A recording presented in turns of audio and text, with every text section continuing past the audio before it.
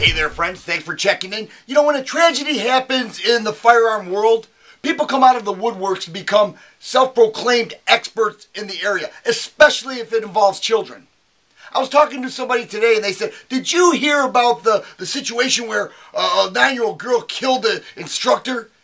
She had an Uzi. And I said, well, let me ask you something. What's an Uzi? Well, it's this big machine gun with big bullets that shoots. I go, no, it's not.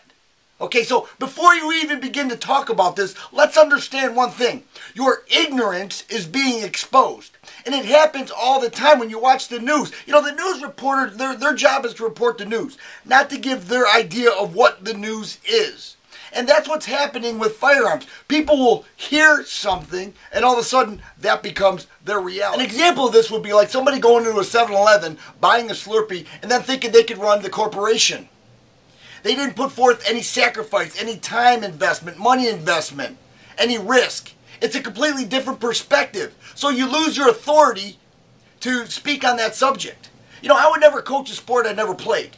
I might work with little kids, but as they get older, the ignorance of that sport would be exposed. You've never quite been in the trenches. So you really don't know what you're talking about. You can read a book, you can watch a video. It does not make you an expert. You can watch the news and make you even dumber because you've never really been there. So when we talk about firearms and children, people's eyes light up and say, well, how could, this is a terrible thing. But what they don't understand is marksmanship training teaches kids so much more. All the things that they want can be taken care of with marksmanship training. It's confidence, trust, attention to detail, discipline, the understanding of safety rules, okay, or a respect there for the firearm and what it can do.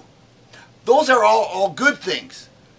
So if you recall, it's a tragedy that brings this whole gun debate back.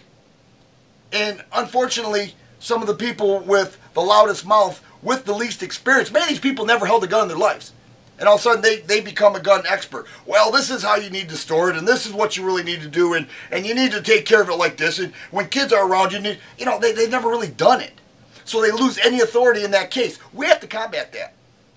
Because the next thing you're going to find is we're going to be back in this gun control versus the Second Amendment people, and we're going to have to win again.